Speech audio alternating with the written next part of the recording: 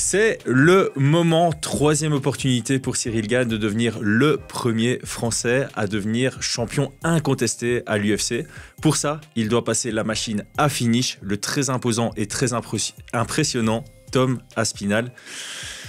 Brian, qu'est-ce qui t'intéresse dans ce combat ? De voir plus qu'un round. Oui. Je pense que c'est l'intrigue un peu de tout le monde. Dans les intérêts, je pense qu'il y a l'enjeu, la ceinture poids lourd, ça c'est à l'international.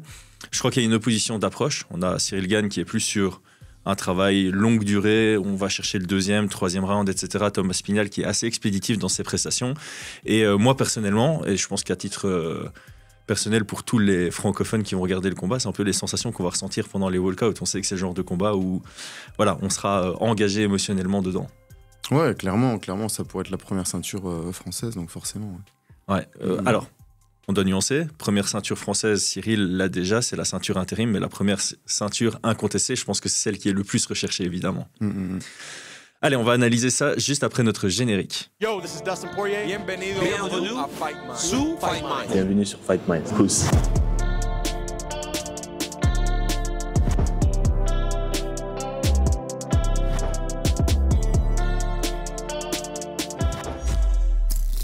Cette vidéo vous est présentée par notre sponsor Unibet.fr. Rejoins-nous uniquement si c'est pour t'amuser. Et une approche ludique, le fun n'a pas de limite. Ton portefeuille en a une. Sois responsable, sois en âge et vois ça comme une opportunité de te renseigner davantage sur le sport qui te passionne. Tu remplis les conditions, alors profite d'un bonus lors de ton inscription avec le lien en description. On a recensé 2500 votes pour ce combat. Parmi eux, 90% sont derrière Cyril Gane. Mais seulement 44% le voient remporter la ceinture. On a eu des votes, je pense, assez honnêtes. Ça prouve que le combat est très chaud. Tu t'attendais à ça comme résultat du sondage ? Écoute, je t'avoue que j'ai vu le sondage et j'ai pas voté en fait. Parce que j'étais pas 100% confiant, tu vois. Tu sais pour qui tu es ? Oui, bah oui, bien sûr. Mais tu sais pas qui va... Non. Donc je comprends tout à fait les inquiétudes et puis... Je pense qu'elles sont justifiées, oui, clairement. Alors, tout petit mot, c'est le prochain pay-per-view. Le pay-per-view d'après, c'est New York. On a encore eu un combat qui s'est rajouté. Sean Brady contre Michael Morales. Je pense que c'est la carte de l'année. On est 21 à partir maintenant. On continue à avoir des inscriptions. Les inscriptions sont encore ouvertes jusque dimanche 19 octobre. Donc, si vous êtes chaud de nous rejoindre pour regarder l'UFC 322 au Madison Square Garden avec Benoît Saint-Denis, 2 combats pour des titres et une carte absolument splendide, fightmindsexperiences.com, le lien est en description. Allez, on va parler statistiques juste après notre Tale of the Tape. Cyril Bongamin Gane est le challenger légitime occupant la première place au ranking UFC et Fight Minds.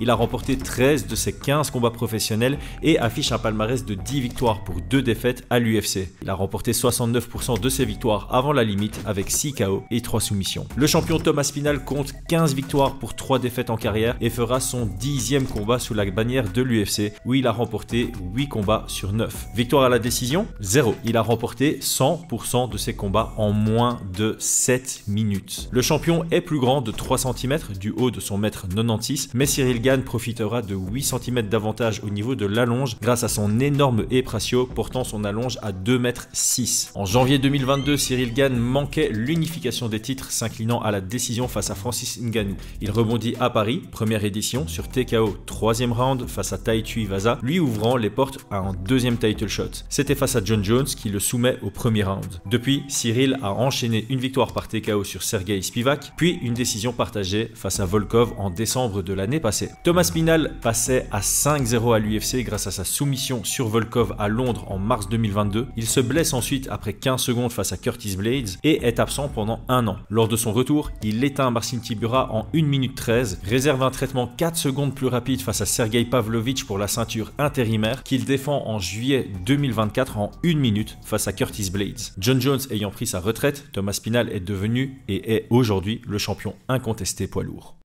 Les stats, mec, c'est un truc de fou.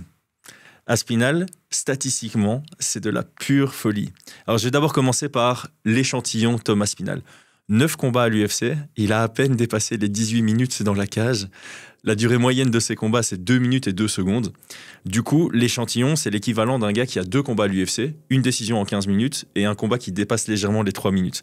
Donc voilà, on sait que sur les stats, il faut toujours avoir un peu plus de contenu, mais malgré tout, 8,1 frappes qui touchent à la minute. Il est premier du top 15 des poids lourds, la moyenne est à 4,2, c'est quasi le double. Précision, 67%, premier du top 15 des poids lourds, moyenne à 53%. Responsabilité défensive, 65%, premier du classement, la moyenne est à 52%. Striking differential, plus de 5, la moyenne est à 1, il est largement premier. Réussite des takedowns, 100%, 4 réussis sur 4. Il est évidemment premier avec son 100%, la moyenne est à 41%. Takedown defense, 100%, il est premier, la moyenne est à 60% dans la division. Les seuls stats où il n'est pas devant, c'est sur les coups encaissés, 2,9 à la minute, c'est mieux que la moyenne qui est à 3,1. Évidemment, mieux, c'est quand on est en dessous, dans ce cas-là. Nombre de takedowns par 15 minutes, il est à 3,27. La moyenne est à 2. Je pense qu'il est numéro 3 ou numéro 4 dans le top 15.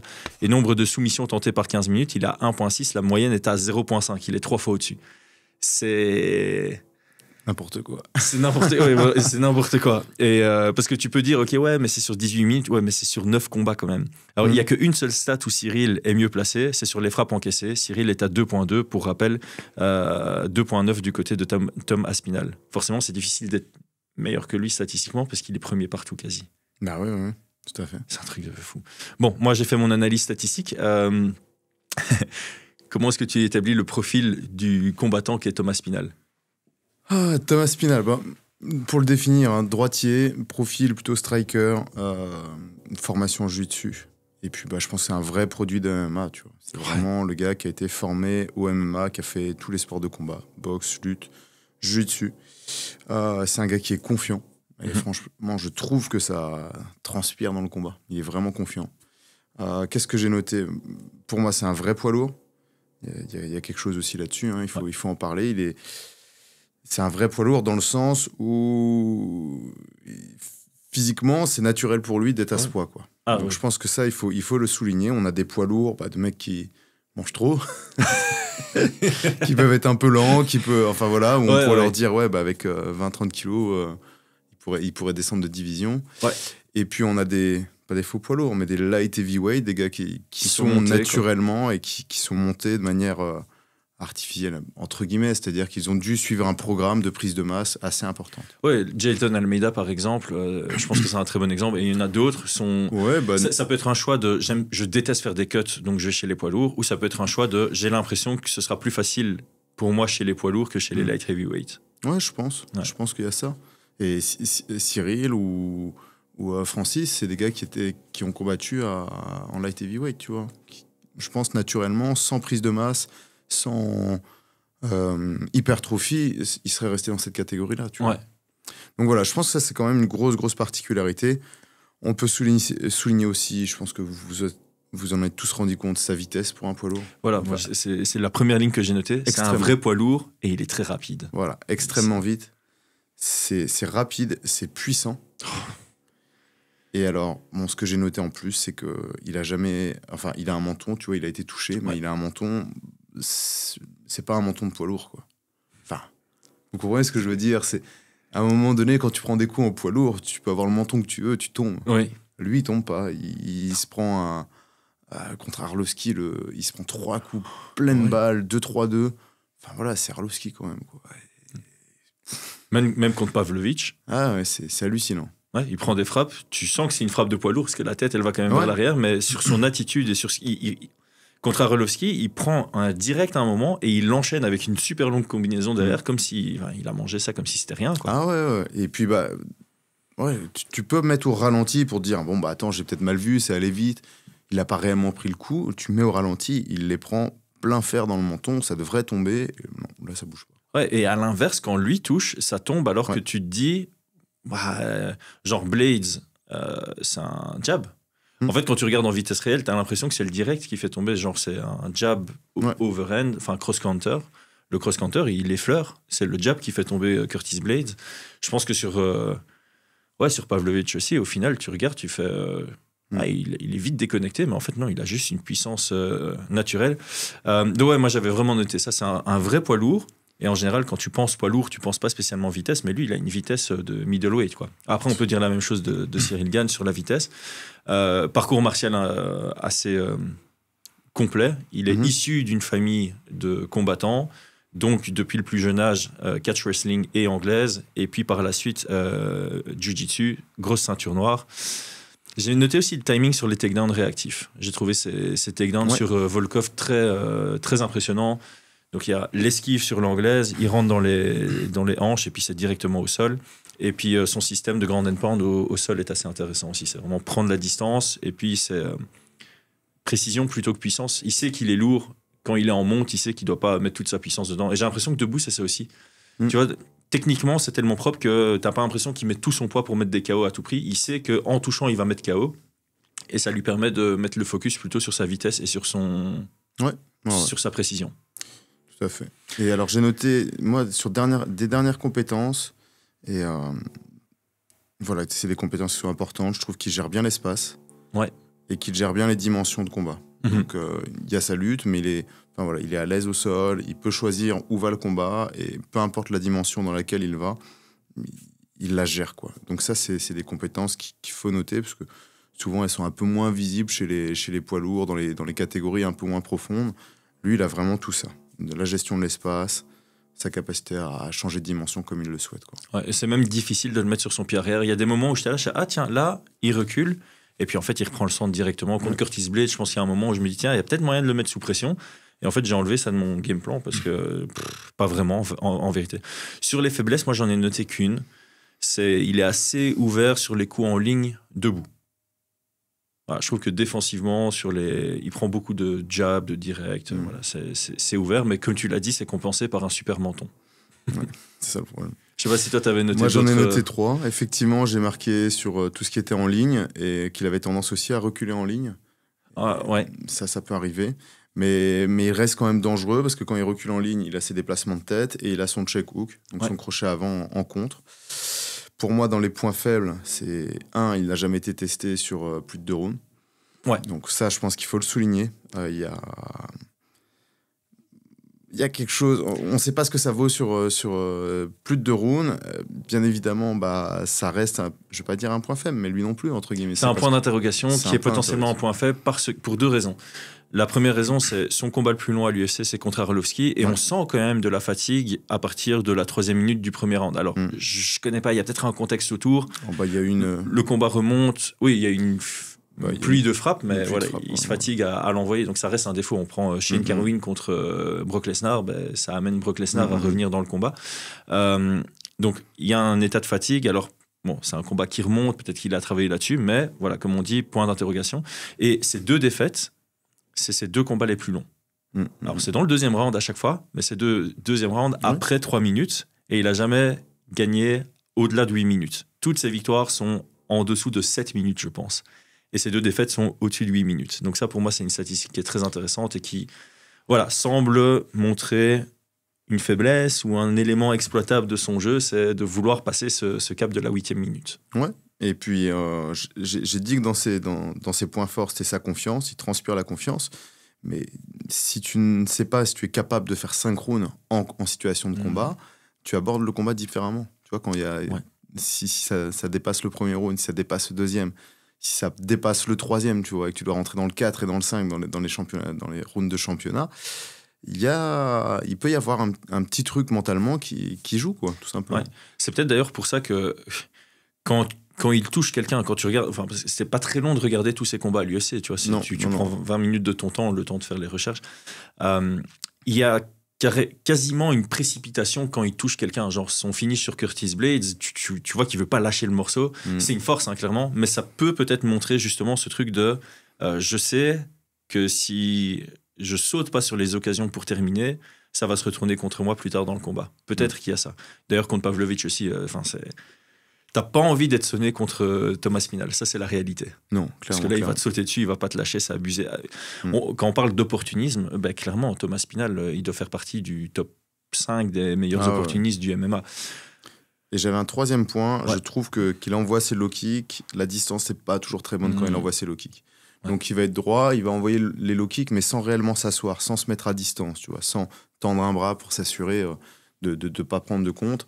Et je trouve que souvent, j'ai pris quelques petits contres. Ouais.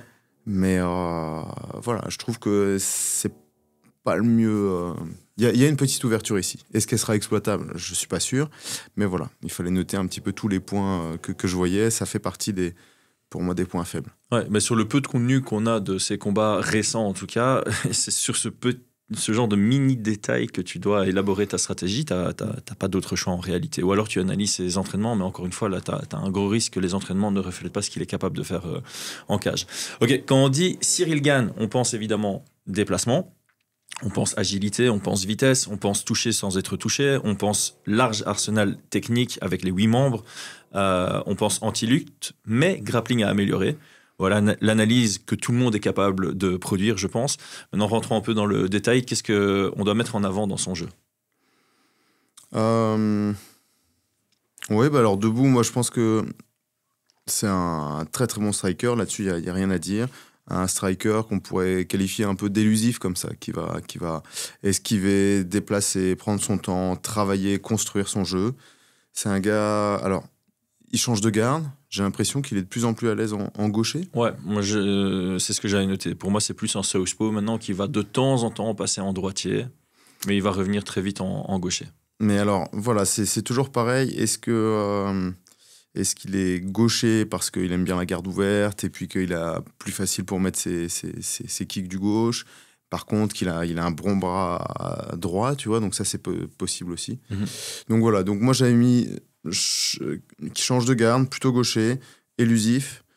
J'ai noté aussi sur le sol, je pense que c'est la plus grosse faiblesse, mais c'est normal. Dès que tu déplaces un curseur à fond sur un domaine, d'autres domaines en pâtissent. Moi, par contre, j'ai rajouté dans ses points faibles ses choix dans les combats. C'est pas un manque de fight IQ, tu vois, mais l'intelligence, enfin les choix, des fois, je pense qu'il manque un petit peu plus d'expérience. Ouais, expérience ou lucidité, c'est... Lucidité, je suis pas sûr. Pour moi, c'est vraiment des trucs, voilà, sauter la clé de cheville, partir en arrière pour une clé de cheville, ça, c'est nul. La guillotine, donc il cherche une guillotine contre Volkov sur une single leg. Ouais. Oh, non, ça tu fais pas, quoi. Enfin, pas à ce niveau-là, tu vois. Ouais. Bon, on l'a parlé, j'en avais fait une vidéo sur la Von Flou ouais. à l'envers, tu vois, c'est plein de petits détails qui font que tu sens qu'il est encore... Là, par contre, pour moi, la Von Flou, ça rentre pas dans la catégorie choix, ça rentre dans la catégorie expérience au sol. Ouais, mais bon, ça reste quand même des choix, c'est-à-dire que quand tu maîtrises pas quelque chose dans un combat, que tu vas vers... tu le tentes quand même, bon, ça reste un choix, tu vois. C'est vrai. Il y a des techniques que je maîtrise pas, je vais pas les faire en combat, par exemple. Tu vois. Ouais. Donc voilà, donc c'est pour ça que je trouve que soit c'est un manque de maturité de sport, dans les sports de combat, et puis aussi des fois des choix qui manquent un peu d'expérience, ou je sais pas, tu vois, de fight IQ, mais j'aime pas trop ce terme-là, tu vois. Ouais, je suis assez d'accord, parce que je trouve qu'il vient très bien préparé. Il y a des combats où justement il fait des bons choix sur l'entièreté, mais on est chez les poids lourds, donc un mauvais choix peut t'amener à une défaite à la décision. Alors certaines fois, prenons, on en parle souvent, tu vois, la tentative de clé de cheville contre Ngannou dans le 5e round où il se fait sweep. Il l'a fait contre Volkov aussi. Il l'a fait contre Volkov, mais contre Ngannou, il le fait parce qu'il pense qu'il doit finaliser dans le 5e round. Et donc là, est-ce que c'est pas un mauvais choix par rapport aux informations qui lui avaient été données entre le 4e et le 5e round? Je pense que si entre le 4 et le 5, on dit tu dois juste prendre le 5e round, il part pas dessus et il garde la position de contrôle. Alors je sais qu'avec Desi, on refait le monde, mais par contre, il le dit lui-même, donc ça c'est pas moi qui invente, son bras arrière contre John Jones, grave erreur. Et là, il sait qu'il fait un mauvais choix. Alors, ce genre de bras arrière, même sur ses derniers combats, sur Volkov, il y a des moments où il surengage sur ses frappes, tu vois. Donc voilà, donc ça, pour moi, ça reste quand même, il faut le noter dans ses points faibles. Ouais, ça peut arriver. Par contre, dans les points forts, on a oublié d'en parler. Enfin, on est vite parti vers les points faibles. Moi, je voulais qu'on retransite maintenant vers les points forts. Sur les points forts, je trouve que sa lutte a été améliorée, notamment son double leg. Sa capacité aussi à transiter depuis debout pour mettre au sol. Donc ça, je pense qu'il faut le noter. Et ça pourrait avoir une importance dans ce combat aussi. Intéressant. On pourrait se dire qu'il doit tout miser sur le striking, se déplacer, faire son jeu, quoi, éviter le contact, rentrer dans les rounds. Mais je pense qu'il peut faire sauter ce record de défense de takedown de 100% et voler un round comme ça aussi. Ça peut être intéressant de le voir surprendre comme ça. Moi, j'avais noté aussi, j'en parle à chaque fois que je parle de Cyril, on dit souvent qu'il n'a pas le KO power, et je suis d'accord là-dessus. Il ne met pas de gros KO, mais je pense ses frappes, elles piquent, et je pense qu'elles font plus mal que ce qu'on voit à l'écran, et ça peut surprendre ses adversaires, justement, quand ils viennent dans le combat en mode... de toute façon, il va me toucher, ça va pas me faire mal. Et en fait, ils se font surprendre à la première frappe qu'ils encaissent. J'en avais parlé. Je pense que dans le premier combat, Volkov, c'est ça qui se passe. Volkov, dans le premier combat contre Cyril Gane, il est venu en mode je vais pas respecter sa puissance. Et puis quand il a pris le premier jab, il s'est fait oh mince, je me suis viandé dans mon analyse. Et c'est pour ça que le deuxième combat, je pense que c'est une des raisons pour laquelle le deuxième combat est plus serré. C'est parce que Volkov est venu en toute conscience. Je sais ce que ça fait comme sensation quand je prends un coup de Cyril. On doit parler des feintes. Cyril, il a un bon jeu de feinte, c'est important dans son jeu. Il est capable de lire un pattern et de capitaliser dessus. Donc c'est pour ça que Fight IQ, on a vu des séquences où c'est pas ouf, et puis on a vu des séquences où justement c'est plutôt pas mal. Donc Fight IQ, c'est vraiment sur les choix au sol, moi je trouve. Ouais, c'est ça. Debout, non. À part le bras arrière contre Jones, qui a un mauvais choix. J'ai pas vraiment d'exemple où il fait des mauvais choix. Il se déplace bien, il sait travailler de l'extérieur. Je trouve que moi, quand j'ai commenté l'UFC Paris 2, on voit pas à l'écran à quel point il est rapide pour un poids lourd. C'est assez impressionnant. Et le cardio, il est capable de faire 5 rounds. Ça, c'est un gros point fort. On n'en parle jamais de son cardio en vérité, mais je l'ai jamais vu fatigué. Tu vois, il y a des poids lourds, tu les vois ultra fatigués dans des combats. Cyril, j'ai pas souvenir de me dire pouh, il commence à accuser le coup. Ouais, non, t'as raison. Donc ouais, c'est à noter ici. Je pense qu'on a bien établi son profil. Tu avais un élément supplémentaire. Besoin d'espace. Donc ça, c'est plus dans les éléments exploitables de son jeu. Je viens de le dire, il travaille bien sur le pied arrière, il travaille bien sur l'extérieur, mais il a un jeu qui nécessite de l'espace. Si tu lui coupes cet espace, ça passe. C'est moins facile pour lui. Sauf si tu es mauvais.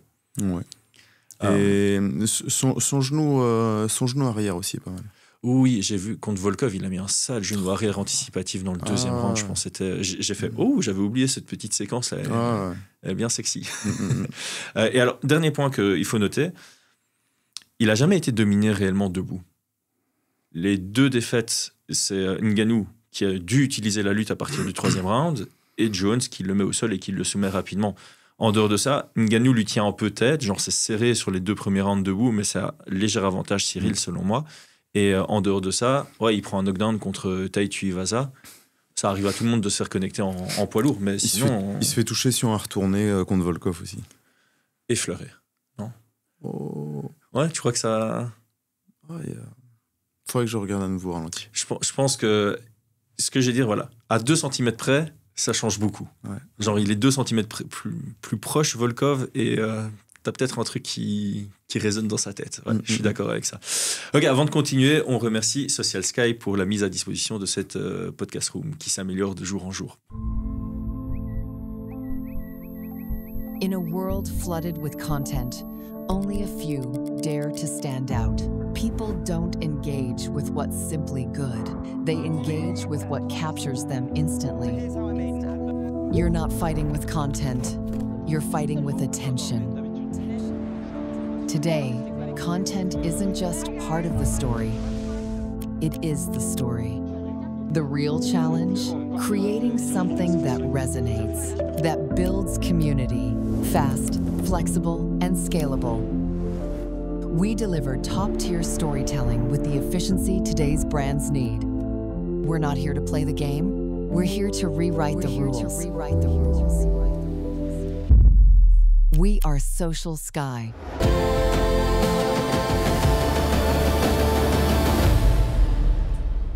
Bon, Factor X. Moi, j'en ai pas grand-chose, mais je pense qu'on doit reprendre ce que je disais en début de podcast sur Thomas Spinal. On n'a que 18 minutes de contenu.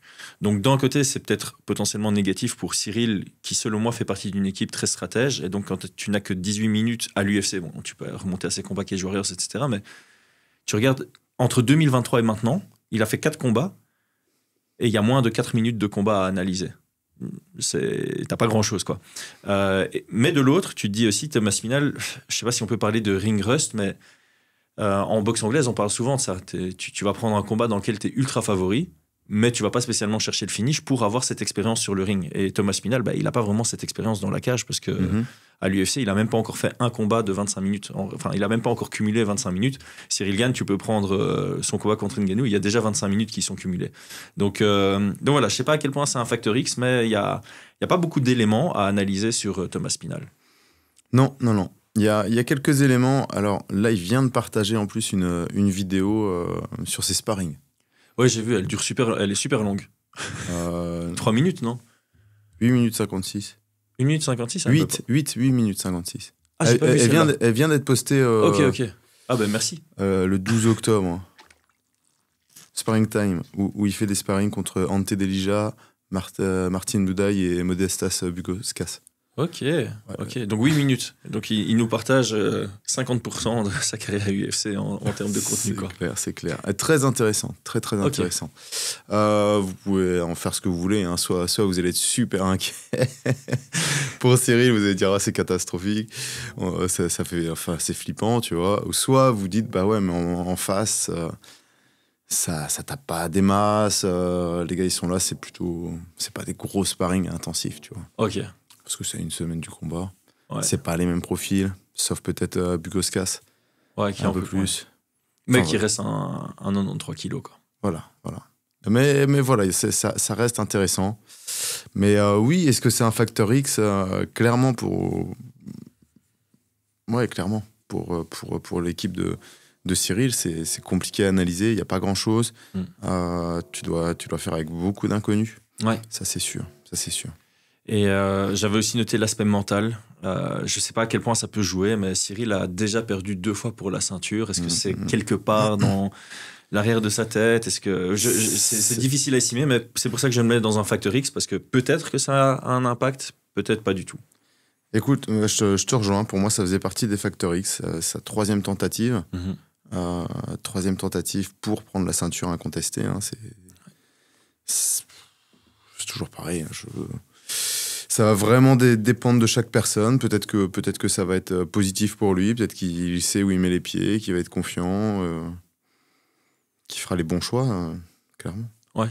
J'ai pas cette stat. Je me demande si quelqu'un à l'UFC a déjà pris la ceinture incontestée à sa 3e tentative.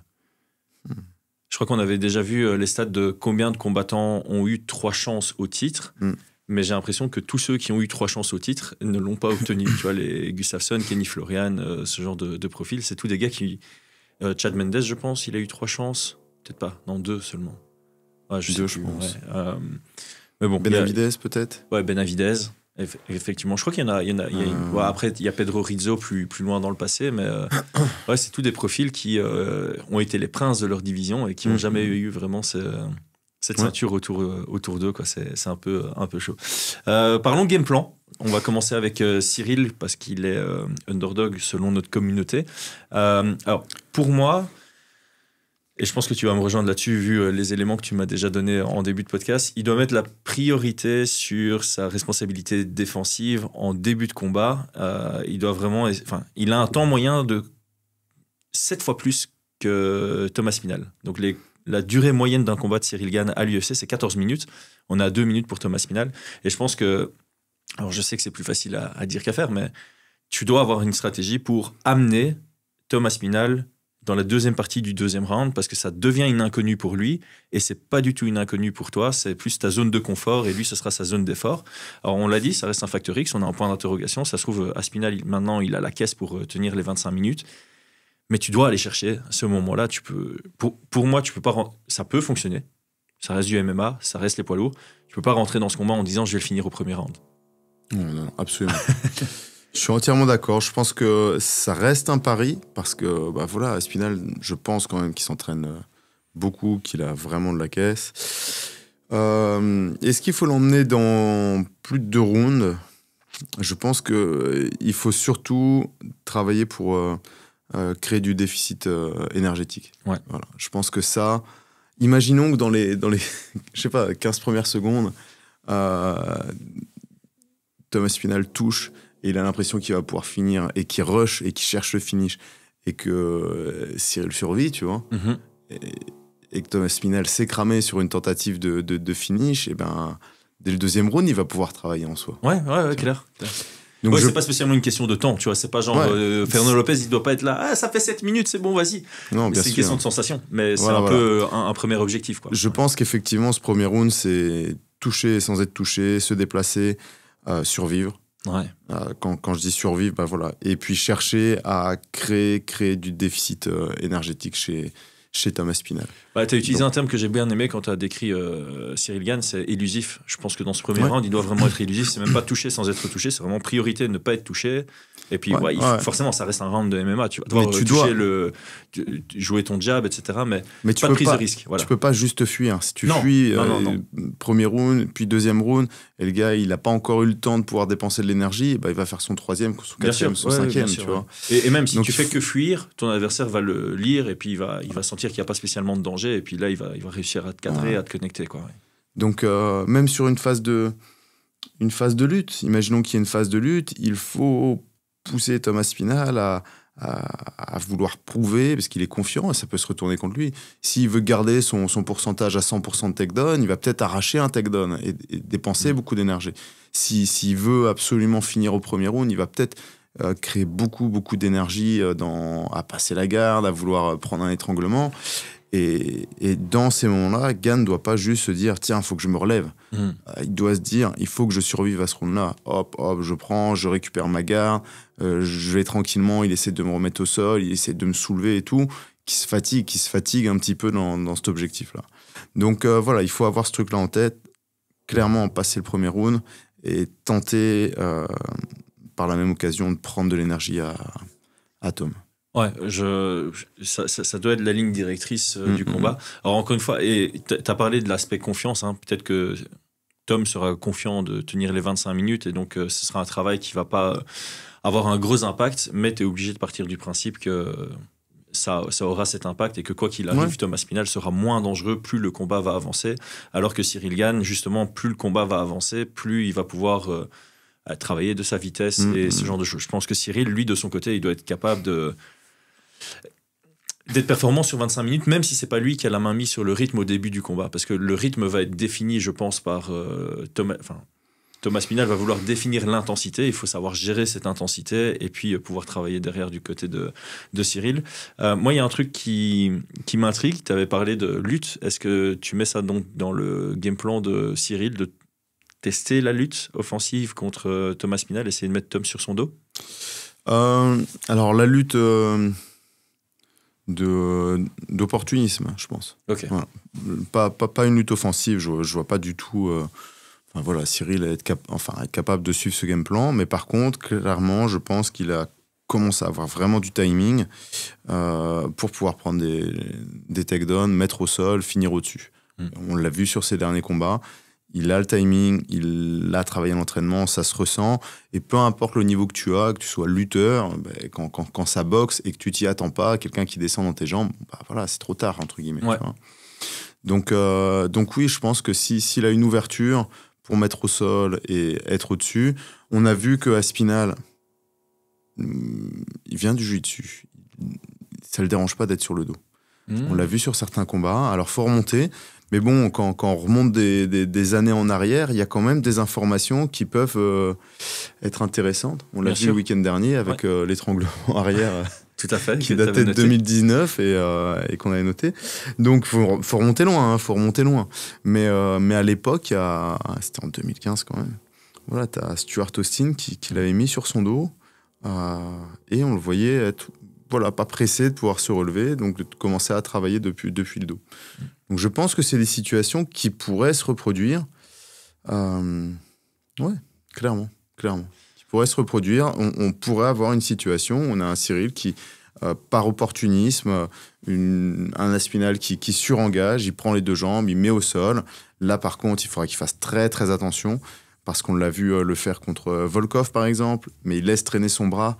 Il y a des situations où le bras qui traîne, ce genre de choses. Ouais, contre un Spinal, je suis pas sûr. Ouais, il faudrait être très très prudent par rapport à ça. Très prudent, avoir bien travaillé sur son contrôle dans la garde, pour pouvoir frapper, un petit peu comme ce que faisait Georges Saint-Pierre. Donc, récupérer ses hanches, garder ses bras. Dès qu'il y a un bras qui traîne et que l'adversaire cherche à sortir ses hanches pour attaquer, se replacer, etc. Ce genre de choses. Je pense qu'il est capable de le faire. Je pense que c'est pas... Voilà, c'est un tout petit point dans le game plan, mais il doit être autorisé à prendre un double leg s'il a l'opportunité de le faire, sans problème. Ouais, parce que ça peut surprendre, et après, justement, ça reste...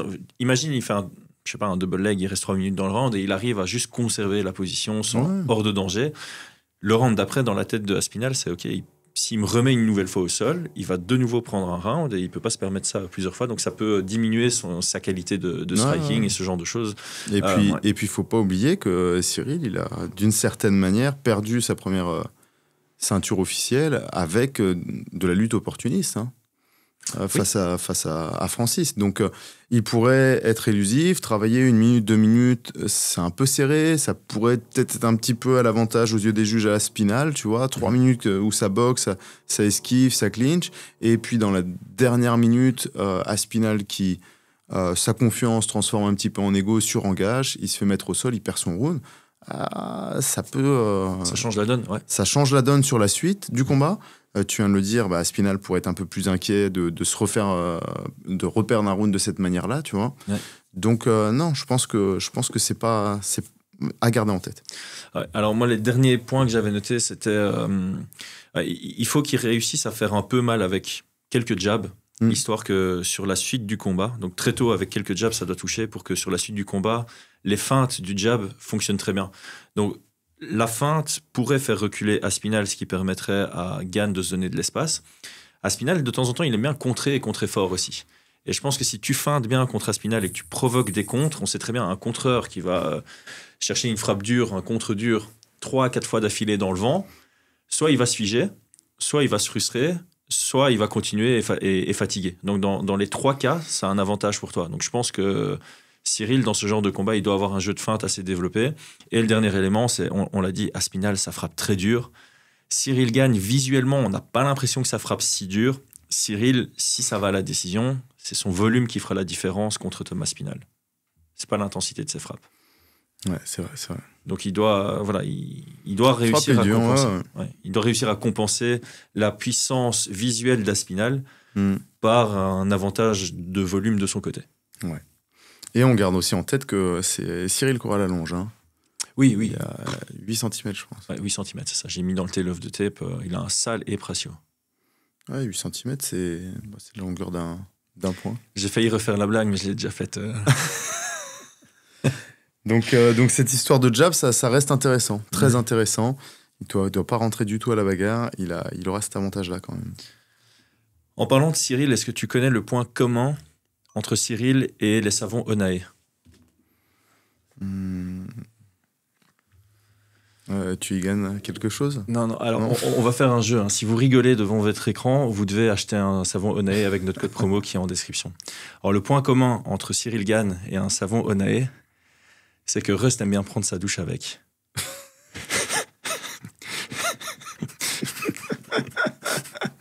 J'ai eu l'autorisation pour la faire. T'as rigolé, je te l'offre. Merci. Tant qu'on est sur un aparté entre le game plan de Cyril et le game plan de Thomas Aspinall, je vois que on a une belle déco là. On a des nouveaux gants. Oui. Donc ça faisait longtemps que t'étais sold out là. T'as fait des nouveaux gants. Qu'est-ce qu'il y a de nouveau sur la nouvelle version? Alors, sur la nouvelle version, il y a un léger resizing. Donc, c'est-à-dire que au niveau de la taille, ils sont un tout petit peu plus... je vais avoir 3 tailles maintenant. Je vais avoir la taille LXL qui est plutôt la taille... poids lourd. La taille SM qui est la taille générale. Et puis la taille XS qui est vraiment pour les petites mains. Je suis passé sur un cuir supérieur à nouveau. Un cuir supérieur pour cette année. Sur les changements, j'ai gardé donc sur le style. Avant, c'était un petit peu... Là, c'est à la japonaise, en fait. Tu vois. Ouais. La protection ici. Et puis, les lacets aussi ont été changés. Alors ceux qui connaissent pas, parce qu'en fait, on parle de ce qui est nouveau. Oui, Désolé, Polo. donc juste pour un petit rappel, on avait fait une vidéo complète sur la gamme de gants de Brian. Donc il fait attention à la sécurité de celui qui le porte, à la sécurité de celui qui va prendre les frappes avec les gants. Il y a un petit système pour que les doigts soient recroquevillés, mais que ça n'empêche pas de bien grappler. Il y a une aisance à mettre ça tout seul, ce qui est toujours important. Donc sécurité, poignet, phalange, etc.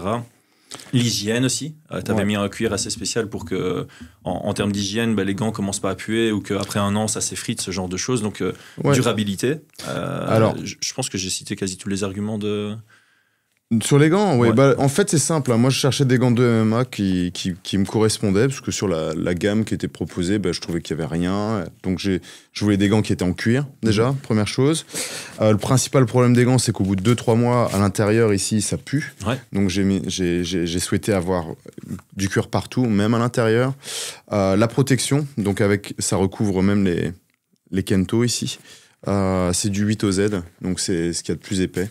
Donc, ce qu'on appelle les gants en boule. Et puis, alors, un des gros défauts des gants de MMA, c'est qu'il y a une petite...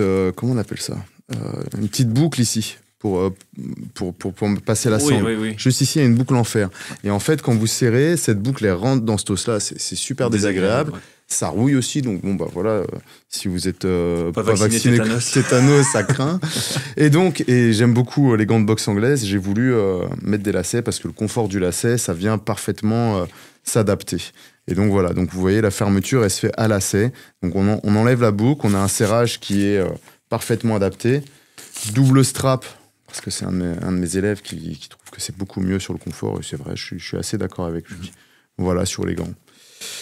Tout cuir. Donc ça va rentrer sur le site la semaine prochaine, parce que là, ils sont au shooting, alors on vous parle. Okay. Et puis alors, un dernier point sur le tarif, parce que ça reste important. C'est un tarif, je pense, très accessible. Ils sont à 60 € la paire pour du tout cuir. Ouais. Je pense que sur le tout cuir, on démarre à 90 € habituellement. Ouais. Voilà, moi, ça me permet d'équiper mes élèves avec du bon matériel et de rendre accessible aussi les gants. À l'extérieur, donc c'est ouvert au public. Et je sais même plus c'est quoi les prix des gants cheap, mais la réalité, on le dit tout le temps. Je crois que entre 30-35 € chez Decathlon et 50 € chez... Mais bon, voilà. Mais voilà, le truc, c'est que si tu achètes à 50 € mais que tu dois changer tous les ans, autant acheter un peu plus cher et garder ça pendant 3 ans. Et en plus de ça, comme on a dit, hygiène, sécurité de celui qui le porte et de l'autre, t'as que des avantages à ça. Donc, c'est pas encore dispo sur ton site. C'est pas tous les ans. Hein, sur les trucs genre en plastique, tu vois, c'est 3 mois. Ouais, voilà. Là j'ai un de mes partenaires d'entraînement. Il a reçu des gants... avec quelque chose qui sont très beaux, hein, clairement et tout, mais voilà, c'est du faux cuir, c'est du plastique, et il l'a lâché, je pense, au bout de 3 mois, donc avec une grosse ouverture. Et donc maintenant, il m'emprunte un gant qui est pour les cours d'essai, il a le gant V, et puis le mien d'un côté. Ça me fait marrer. Mais non, ça dure... Intensité complète, normalement, c'est comme des chaussures. Vous entraînez tous les jours avec. Bon, au bout d'un an, il va falloir les changer. Hein. Ça reste du cuir, quoi. Donc c'est. Mais ça reste 2 à 3 fois plus durable que du cheap. Clairement. Et avec du cheap, vous allez le changer au bout de 2-3 mois. Donc au final, tu fais des économies à acheter de la qualité. Et en plus de ça, tu mets en avant la sécurité et tout ce qu'on a déjà cité. Donc c'est pas encore disponible, mais restez connectés dans le courant de la semaine prochaine. Brutal-trait-d'union. MMA.com. Vous tapez Brutal MMA sur Google. Il a travaillé le SEO, le gars. Rien du tout. Non. Purée, ça finit en premier, c'est incroyable. Vous tapez Brutal MMA, directement vous êtes sur le site. C'est grâce à tous ceux qui ont acheté. Voilà. C'est 1000 clients. Peut-être, ça doit être ça. C'est quoi ta 4e version là? Je pense, ouais. Il y a eu beaucoup de versions. Ça fait 5-6 ans que je bosse dessus. Bon, voilà. On a fait pas mal d'apartés, on le sait. Pour contrebalancer ça, alors les membres premium, je sais que vous allez râler parce que vous payez pour pas avoir de pub, mais les membres gratuits sur YouTube, vous aurez remarqué, il n'y a pas de pub sur cette vidéo parce qu'on a fait quelques apartés pour mettre en avant nos partenaires. Donc on en profite. Merci unibet.fr, merci brutalmma.com, merci Social Sky et merci Onae. On y est. À partir de maintenant, fluide, plus de pub. Pour Thomas Spinal, Alors, j'ai beaucoup réfléchi et je me dis, stratégiquement, le meilleur chemin de victoire, c'est d'aborder le combat en mode lutteur réactif, agressif. Et je vais essayer d'expliquer. Donc, on a le profil Conor McGregor qu'on décrivait toujours comme un contreur agressif. C'est quelqu'un qui, de par sa prestance, va mettre son adversaire dos à la cage, sur le pied arrière, essayer d'un peu l'asphyxier par sa prestance, ce qui va forcer l'adversaire à surengager ou à envoyer une frappe qui est pas spécialement judicieuse ou envoyer une frappe par stress, ce qui signifie qu'il y aura une ouverture et qu'il va pouvoir contrer avec ça.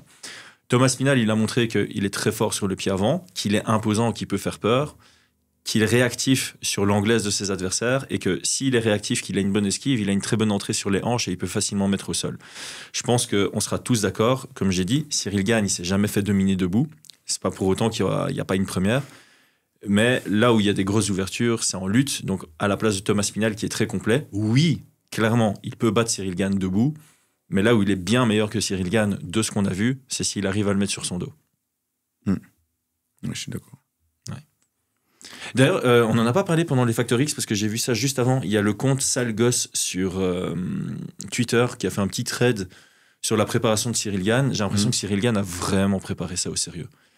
Il allait se préparer avec des Levi Richters, des Laidouni en pied-point.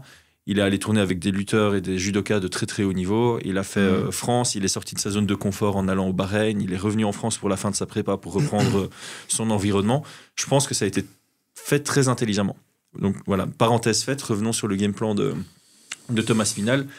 Moi, ma lecture, c'est vraiment ça. Autant je peux voir Thomas Spinal gagner debout, clairement, autant je pense que son meilleur chemin pour la victoire, c'est d'utiliser un peu plus sa lutte que d'habitude, un peu comme il avait fait contre Volkov, en vrai. Écoute, oui, je pense sincèrement qu'il va venir pour mettre de la pression, chercher le coup dur, mais surtout lutter. Et alors, moi, ce qui me fait penser à ça, je vous ai parlé des sparring qui étaient très intéressants à regarder. C'est le sparring qu'il a fait contre Modestas Bukauskas. Regardez-le sur YouTube, mais on voit un Modestas qui se déplace. Il est un peu, type karaté, je trouve qu'il ressemble un petit peu à ce que fait Cyril. Et on voit qu'on a un Aspinal qui cherche à cadrer, frapper sur les sorties, sur les déplacements, mais surtout chercher le clinch. Ok. Et il va chercher, même quand il domine, quand il tourne avec ses autres partenaires, donc Martin Buday ou Ante Dijak, malgré qu'il domine debout, il va chercher le clinch, il va chercher le double leg, la prise de dos et tout. Donc je pense que, clairement, stratégiquement, il va mettre de la pression, chercher à cadrer, mettre la main sur Cyril. Et puis alors, est-ce qu'il doit le mettre complètement sur le dos? Pas forcément, parce qu'il pourra lui prendre le dos. Il pourra le mettre au sol. Oui, comme Jones ça fait, tu te retrouves en tortue. Enfin, je veux dire, quand je dis le mettre sur son dos, c'est le mettre au sol. Quoi. Ouais, le mettre au sol. Ouais. Et puis, je pense qu'il va chercher plutôt la soumission. C'est son chemin, je crois, son chemin le plus simple de victoire. Ouais, son chemin pour moi, le chemin le plus simple de victoire et qui est possible dans ses compétences, c'est ce qu'il a fait contre Volkov. Et il n'a pas hésité contre Volkov. Il n'a pas hésité. Non, c'est pas dit, tiens, je vais tester un petit peu. Et on parlait de confiance, on en a déjà parlé, je pense, sur Fight Minds, mais Thomas Spinal, au début de sa carrière, il était toujours un peu... il semblait manquer de confiance, tu vois. Quand il faisait des belles perfs, après, quand on demandait s'il voulait faire un call-out, il disait toujours « j'ai pas envie de griller les étapes, je vais prendre celui qui est juste devant moi au classement. Une place devant, pas 5 places devant. » Et Volkov, ça a été sa grosse marge. Ça a été, je sais plus c'était qui son combat avant, mais entre ce combat avant Volkov et Volkov, c'était vraiment genre « ok, là, il y a un step-up. » Et donc, on pouvait se poser la question de la confiance. Mais il est venu super bien préparé contre Volkov Ouais, mais je pense que c'est plus... Je sais pas si c'est un manque de confiance de vouloir étape par étape. Je pense que c'est plus une gestion de carrière, tu vois. Ouais. Une intelligence, une bonne compréhension de l'environnement, de comment évoluer pour aller chercher cette ceinture, tout simplement. Ouais. Hein. Alors clairement, là, la situation était très, très particulière et elle n'a jamais été... on n'a jamais eu cette situation-là pour un combattant de devoir attendre qu'un autre... accepte de laisser sa ceinture. Ouais. Mais en tout cas, dans sa gestion de carrière, de prendre étape par étape, je pense que c'est pas un manque de confiance. Je pense que c'est plutôt une preuve d'intelligence. Tu vois. Ouais, j'aime bien le lire comme ça aussi. Preuve d'intelligence, c'est pareil. Je pense que c'est quelqu'un qui est très confiant, par contre, très intelligent. Il va pas faire les choix de vouloir prouver quelque chose. Il sait que s'il met au sol et qu'il soumet dans la minute, ça aura autant de valeur que s'il gagne au deuxième, troisième, en prenant des risques et en boxant et en exposant aussi certaines choses potentiellement, tu vois. De toute façon, on en a parlé. Quand tu veux un peu prouver quelque chose, il y a des moments où c'est plus propice, des moments où c'est moins propice. On en a parlé pour Axel Sola. Grand respect à lui d'avoir prouvé dans ses débuts UFC, mais c'est pas spécialement le moment le plus propice quand tu fais tes débuts à l'UFC. La victoire, d'abord la victoire. Je pense qu'il y a des moments propices quand tu veux effectivement exploser dans le classement ou quand le haut de la division, il y a 2-3 personnes qui ont un argument pour le title shot et tu veux griller la priorité. Là, il y a des statements. En anglais, on dit statement, mais ouais, il y a des messages à envoyer ou des performances à faire. Il faut aller au-delà de juste la victoire. Il faut la victoire avec la manière. Quand tu es champion, il n'y a pas de raison de mettre la manière avec. Une victoire est une victoire. Non, et puis en plus... il a déjà des combattants qui ont prouvé que tu pouvais être une superstar en soumettant dans le premier round par guillotine, tu vois. Ouais. Un Jones est arrivé, il n'a pas commencé, il a rien prouvé debout, il est parti directement dans les jambes, étranglement, et voilà, ça a explosé, ça hype à nouveau. Attends, tu soumets quelqu'un dans un title shot au premier round, par définition, c'est énormissime. Alors oui, le highlight va moins... En fait... C'est pas le highlight qui va faire le tour du monde pour John Jones, c'est genre John Jones est revenu après 4 ans dans la division du dessus, il a soumis au premier round. Mais ça a autant de valeur que son coup de pied retourné qu'il a placé contre Stipe, alors que techniquement parlant, le coup de pied retourné était beaucoup plus candidat pour un highlight, tu vois. C'est clair. Voilà. Ouais, je te rejoins là-dessus. Alors, peut-être qu'on est biaisé, mais je pense que cette guillotine, les guillotines qu'il a mis de toute façon. Donc voilà, je pars du principe que Thomas Spinal ne va pas vouloir prouver, il va accrocher, chercher à mettre au sol, et je pense que c'est le bon game plan. Ouais, et alors, juste, si maintenant il n'arrive pas à mettre au sol, parce que comme je le disais, Cyril a fait une incroyable préparation, en tout cas semble avoir fait une incroyable préparation. Il y a un monde où l'anti-lutte de Cyril et sa lutte défensive lui permettent de rester beaucoup debout. Je pense que la ligne directrice pour Thomas Spinal contre Cyril Gane, on en parle tout le temps quand il y a des combattants à déplacement, agiles, qui ont besoin d'espace pour s'exprimer. Pression, cadrage, low kick. Mais bon, là, tu as parlé des low kicks qui pouvaient être un défaut chez Thomas Spinal, mais c'est voilà, pression, cadrage, pas laisser d'espace, pas les laisser s'installer. C'est un peu ça la ligne directrice, si ça doit rester debout. Ouais, je pense. Et boxing range, parce que tu es en déficit d'allonge, donc tu dois chercher ta distance de bras tendu et pas la sienne. Et pas rester à... Cyril, il a toujours, quasi dans tous les combats, il a cette fenêtre où il est capable de toucher et son adversaire doit faire un step pour le toucher. Et Cyril est très bon pour être à cette distance. Voilà, contre Cyril, tu dois rentrer dans une distance où les deux peuvent se toucher, tout simplement. Je suis d'accord. Et puis les shifts, peut-être, sur des gars qui vont se déplacer avec des angles. Thomas Spinal est capable de le faire. Ouais. Tu vois. Blitz, oui. Shift, il a déjà fait un... notamment sur la vidéo des sparring, tu le vois shifter, tu le vois changer de garde. Tout ce qui va être donc sur gaucher, on pourrait imaginer le shift de Dustin Poirier, tu vois, ce genre de choses. Mais là, sur la vidéo, je pense qu'il envoie bras arrière, puis shift, et puis après crochet avant. Phil Davis. Non. Nathaniel Wood. Gaethje contre... Gaethje ou Wood aussi. Hein, nous, on l'appelait la Wood quand on donnait cours aux Red Kings. Ouais, parce que Gaethje, c'est pas facile à dire, moi, je trouve. Gaethje, c'est contre Barboza ou contre Vic? Je sais pas. C'est contre un gars qui tombe et se fait mettre KO. Mais donc, c'est bras arrière, se laisser emporter, passer en gaucher et réutiliser le bras qui était arrière et qui devient devant avec un crochet avant. Ouais. Incroyable. Le clinch, on peut rapidement en parler parce qu'effectivement, quand tu viens lutter, tu viens clincher, on oublie souvent de dire que Cyril est très bon au clinch. Je trouve qu'il a un bon clinch. Donc là, il y a une zone grise, selon moi. Il y a peut-être moyen de contrôler Cyril à la cage, mais si tu contrôles Cyril à la cage et qu'il arrive à sortir un peu et à rester au clinch, ça devient une zone de danger. Ouais, c'est vrai. C'est un peu une zone grise. Moi, je ne l'avais pas noté parce que j'ai du mal à voir comment ça pourrait se mixer tous les deux. Ouais. Donc ça m'intéresse aussi cet aspect-là. Je pense qu'Aspinal va pas trop rester. Je pense qu'il va descendre rapidement dans les jambes quand il sera au clinch. Ouais, quand il shoot, c'est assez bas. Il y a juste contre Arlovski qui a des moments au clinch et le KO spectaculaire qu'il met avec genou arrière, coude arrière, là, super rapide. Lui aussi, il a un bon. Enfin, Ouais, c'est vrai. il est tellement opportuniste quand il trouve les ouvertures. Bon, bref. Selon notre sponsor Unibet.fr, Tom Aspinall est vachement favori. Il est à 1,25. Cyril est coté à 3,65. On est entre le 75-25 et le 80-20 pour l'anglais. Tu m'avais dit que tu n'avais pas regardé les codes de Paris avant, donc là tu viens de les découvrir, on a ta réaction, c'est sympa, donc je te laisse dire ce que tu en penses. Je sais pas, en tout cas, c'est pas Volkov qui a fait les cotes, hein, parce que lui, il a mis un 50-50.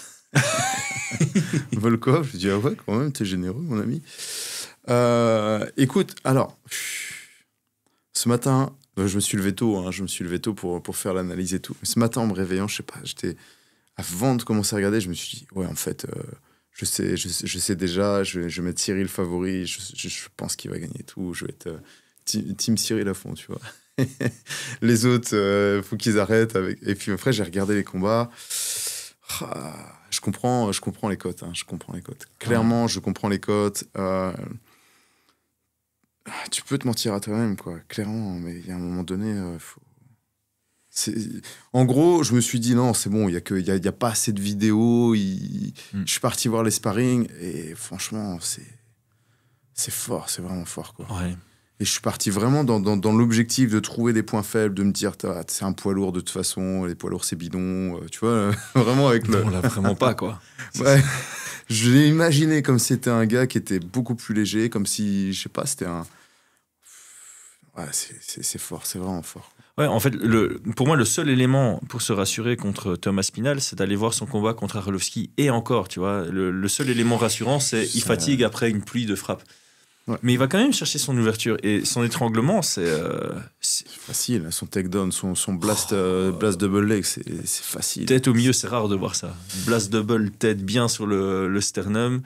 Il vient se positionner, il prend l'angle. Après, t'as Arlovski qui fait une mini-erreur et le bras est déjà en dessous. Le squeeze. Et tu vois le squeeze d'ailleurs qui n'est pas juste vers l'arrière, qui est légèrement petite rotation. Ouais. Donc voilà, moi personnellement, je trouve ça un tout petit peu sévère. Mais comme tu l'as dit, tu vois, autant 75-25, 80-20, c'est peut-être un peu sévère envers Cyril, autant clairement ce que dit Volkov, c'est généreux envers Cyril. Donc pour moi, on est plus à l'entre-deux. Moi, si je devais mettre un truc, je serais plus sur un 65-35 pour Tom Aspinall. Mais comme tu l'as dit, on a des inconnus, il n'y a pas beaucoup de temps de combat de Tom Aspinall. Voilà. En fait, c'est difficile à dire. C'est difficile à dire. On sait, voilà. Encore une fois, je sais qu'il y a des gens qui vont nous tomber dessus parce qu'ils ont une vue sur la préparation de Cyril. Nos analyses, c'est sur ce qu'on voit dans la cage. Sur ce qu'on voit dans la cage, il y a très peu pour se rassurer contre Tom Aspinall. Seul moment, c'est le moment où il fatigue contre Arlovski. Et du côté de Cyril, il y a des choses qui peuvent nous faire peur par rapport à ce qui s'est passé contre Jones, ce qui s'est passé contre Ngannou, même dans son dernier combat contre Volkov. Et voilà, c'est pas ce qu'il y a de plus rassurant. Donc ouais, le 65-35 me semble plutôt correct. Ouais. Et je vous avoue que moi, je voulais absolument être... Trouver une raison de vraiment y croire pour Cyril. Ah ouais, franchement, je me suis réveillé comme ça. Genre, oh non, Cyril, il va le faire. Je voulais vous dire, j'ai un pressentiment, il va le faire et tout, mais c'est chaud, quoi. C'est vraiment chaud. Et j'ai voulu me rassurer. Tu vois, tu parlais, il y en a peut-être... la vue sur les entraînements de Cyril, regardez les entraînements de Tom Aspinall, le gars il enchaîne des top poids lourds, il s'entraîne avec vraiment du top en poids lourd. Lui aussi, il a beaucoup tourné avec Rico Verhoeven. Voilà, Verhoeven. Donc on a Verhoeven d'un côté, on a Levi Richters de l'autre. Il s'entraîne qu'avec du top, quoi. T'es là, c'est costaud. Et là, par exemple, Martin Buday, Modestas Bukauskas, Ante Delija, c'est solide, hein. Il les enchaîne. Parce qu'en fait, Ante Delija, il fait un très bon début à l'UFC. Modestas, il est bord top 15 light heavyweight. Buday, il est plus à l'UFC, mais il est Octagone, non? Ouais, mais il a sauté avec 4 victoires, 1 défaite, un truc comme ça, non? Genre, il a sauté, t'étais là, je sais pourquoi lui il saute. Il est à 7-1 UFC, je crois. Ouais, il a sauté, il n'y avait aucune logique derrière le fait qu'il saute, donc il a vraiment un niveau UFC. Quand tu regardes Jones, quand il s'est préparé pour Cyril, les poids lourds, il s'était fait une mini-équipe John Jones, et il y avait genre Maurice Green dedans, enfin tu vois, c'était pas les gros noms non plus. C'est difficile de trouver des gros noms poids lourds MMA pour t'encadrer, donc quand tu me cites des Ante Delija et des Buday, je me dis, il s'est bien entouré le mec. 7-1 UFC et 1-0 Contender. Oh mec. Ouais. Alors, je sais plus Non, qui il est bien compte, entouré. ouais. Il est bien entouré Aspinall aussi. Et Cyril, le truc, c'est qu'il est bien entouré par des profils hors MMA. Et on en a déjà parlé, on en avait parlé quand Baki devait se préparer à Cédric Doumbé. Tu peux aller prendre une superstar du kickboxing pour te préparer, comme ça tu as les sensations, tu as la vitesse, tu as les techniques, etc. Le maillon manquant peut-être du côté de Cyril, c'est justement ce combattant MMA calibre top 15 UFC. Ouais. C'est peut-être le seul élément manquant dans sa préparation. Alors peut-être que quelqu'un va me dire en commentaire, non mais il s'est préparé un peu avec un tel et voilà. Mais ah si, il y a eu Alexander Romanov qui est passé, qui était top 15 UFC. Donc voilà. Mais je trouve que chez Aspinall, c'est difficile de... Ouais, il faut peut-être un excellentissime jour du côté de Cyril et un jour moyen du côté de Tom, et voilà, mais Ouais, ça, et c'est toujours quoi. Et puis une tournure de combat, je pense sincèrement une tournure de combat où on pourrait très bien avoir le 3-4-5 pour Cyril, tu vois, que ça rentre dans les rounds, qu'on découvre qu'effectivement Aspinall, s'il soumet pas, s'il finit pas dans les premiers rounds, ça pêche, tu vois. Ouais. Donc, mais là, c'est clair que les cotes, elles vont complètement s'inverser. Je pense qu'à l'entrée d'un troisième round, si on a un Cyril qui est encore en forme et qu'on voit des signes de fatigue chez Aspinall, tout va Cyril s'inverser, passe on est favori. d'accord. Ouais, on est Clairement. d'accord. Et puis voilà, après la réalité du combat, là on fait avec ce qu'on a, hein, et je pense qu'on est tous d'accord, et même nos auditeurs sont d'accord de dire que c'est pour l'instant Thomas Aspinall est effrayant et il est favori sur ce combat-là, clairement. Ouais, c'est franchement difficile de trouver un contre-argument. Maintenant, il y a des chemins pour Cyril, on en a parlé ici. Je ne serais pas du tout surpris en fin de soirée d'entendre un NU, mais je ne rentre pas avec une énorme confiance là-dedans. Donc, pronostic, forcément, moi quand je dis 65-35, forcément je vois plus de scénarios avec un Aspinall qui finit la main levée. Donc mon pronostic officiel, ça va être Aspinall par soumission. Moi, je vais pas pronostiquer. Je vais dire mon. Mais c'est bon, notre communauté maintenant, elle ne tombe plus dessus. Ah ouais, mais. Ouais. Bah oui, ça semble clairement le plus logique maintenant. Après, voilà, il y a ce pourcentage de préférence. Voilà, préférence. Alors moi, j'ai une préférence qui me semble réaliste, c'est Cyril par TKO au 3e round. Ah, TKO. Écoute, moi j'ai une petite vision comme ça de ce genou arrière qui vient toucher. Donc ça pourrait être au 3e ou au 2e comme ça. Ah, ça serait incroyable. Ce serait ouf. Je pense que dans tous les cas, il va falloir être devant son écran. Mettez le réveil plutôt. Non, c'est à Abu Dhabi, mec. C'est aux heures européennes, on est bien. Mettez pas le réveil, sauf ceux qui se couchent tôt le matin. Ah, incroyable. Donc préparez quand même une petite bouteille au frais. De Coca Zéro. De Coca Zéro, de bulle, ouais. De bulle, ouais. Ah, incroyable. Non, je pense qu'il y a quand même un moyen. Préférence, ouais, KO, TKO fois, ouais. Ouh, ça serait top. On va y croire fortement, et on va faire confiance aussi à l'équipe de Cyril, clairement. Ouais. Tout à fait, c'est le moment. Ok, Brian, en tout grand merci, c'était une super chouette discussion. Je suis trop content d'avoir pu aller dans le moindre détail de ce combat exaltant aux heures européennes. Tout est réuni pour qu'on kiffe. Il faut juste la victoire de Cyril, c'est tout ce qui manque. Les amis, merci. Tous ceux qui sont encore connectés maintenant et qui ne sont pas abonnés à la chaîne, faites un petit effort, c'est gratuit. Abonnez-vous, c'est le meilleur moyen de nous soutenir. Ciao, ciao.